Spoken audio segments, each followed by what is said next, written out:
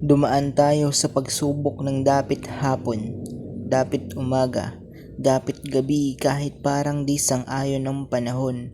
Dinaanan natin ang bawat hirap ng pagiging kabataan, umarap tayo sa bawat makulimlim na mga ulap, sinikap natin na makaabante kahit paatras.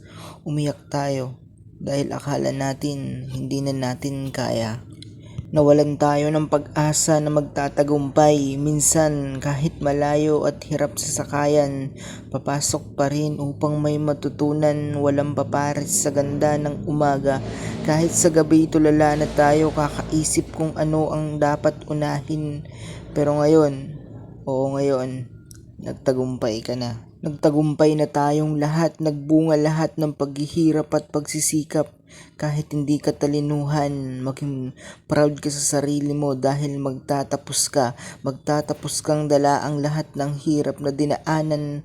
Tunay ngang kumpara sa'yo ang isang bagay. Binabati ko ang mga kabataan na magsisipagtapos. Binabati ko kayo sa tagumpay bilang mag-aaral. Pinilit na makawala kahit mga kamay ay nakagapos sa bawat oras at araw na ang papel ay lalo pang kumapal. Sa mga sulatin at aralin na kailangang sundin, tanggapin at mahalin, huwag baliwalain. Sa dilim may makikita kang liwanag at ang sarili mo ay magiging panatag. Binabati ko kayo sa inyong pagtatapos sa paaralang inyo. Huwag niyong kalimutan na naging parte kayo ng kwento, saksi ang mga magulang, guro at kamag-aral.